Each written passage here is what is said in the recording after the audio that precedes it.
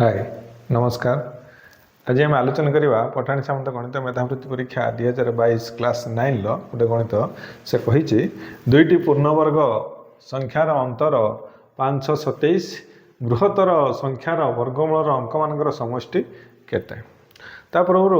गणित करने पूर्व आसतु देखा प्रथमे गोटे पूर्णवर्ग संख्या केमिति सृष्टि हुए तापाई आपण दशम श्रेणी समांतर प्रगति बही आप जानीपारे। आसतु मु कहूँ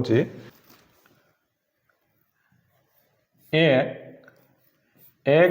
युक्त 3 1 युक्त 3 युक्त 5 1 युक्त 3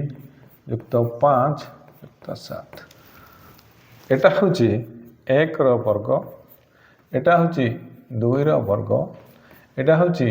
3 वर्ग, एटा हूँ 4 वर्ग। अर्थ आम जो गोटे सिक्वेन्स अच्छी आम से कौन जानूँ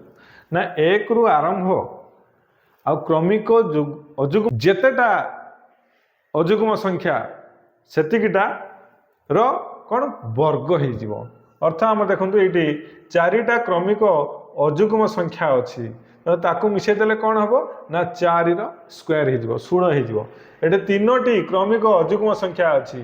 तेणु 3 स्क्वायर 9 हो। तेणु आम ये आमको कही कौन ना पूर्ण वर्ग संख्यार अंतर 527। तो जदि आम एमती गोटे सिक्वेन्स लिखा कौन ना 1 युक्त 3 युक्त 5 युक्त एमती डट डट डट 527 तो यहाँ कहार वर्ग हम कौ संख्यार ना प्रथम देखा आम ये केतेटा अजुग्म संख्या अच्छी तो ताहा जानापी आम कौन करवा ना 527 रे 1 जोड़िकी 2 डिवाइड करदे। तेणु 527 रे 1 हरले सॉरी 1 जोड़िले 528 2 हरिले हो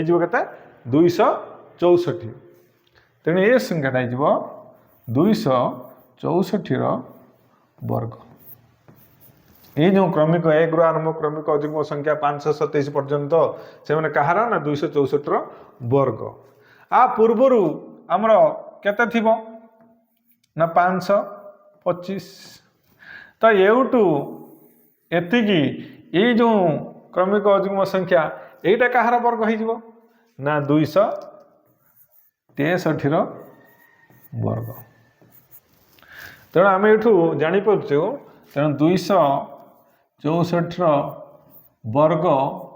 माइनस 263 वर्ग इज इक्वल टू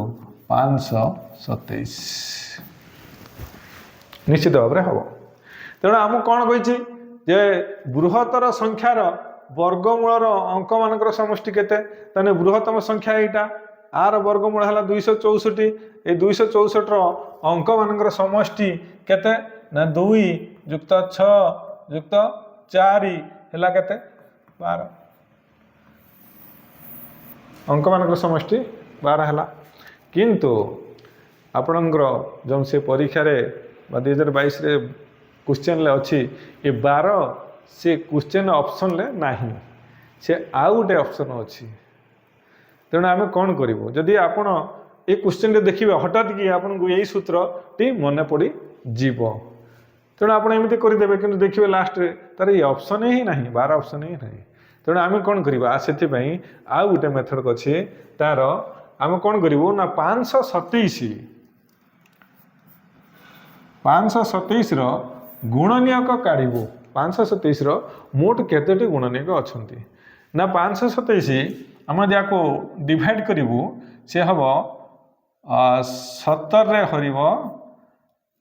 17 3 51 17 के 17 527 मोट 4टी गुणनीयक अच्छा किए 527 इज इक्वल टू 1 गुणन 527 आउ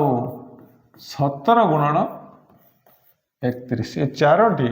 गुणनीयक अच्छा। तो ये 4टी गुणनीयक को लेकिन आम ए गणितटा को समाधान करवा। देखो आम जो समाधान करवा ये गुणनीयटा को ये अलरेडी आम नहीं जाइए फर्मुलाटी हूँ ये आसी जे X square minus Y square is equal to X plus Y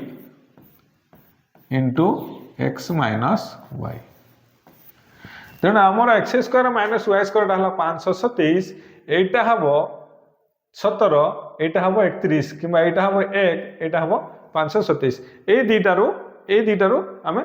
consider करवा आम एटू नहीं पार कौनटा यटा को नवा आम नहीं पार 31 गुणन 17 तेणु आम एक्स वाई ताको बाहर करवा केमती एक्स वाई बाहर करवा ना ये दुटा को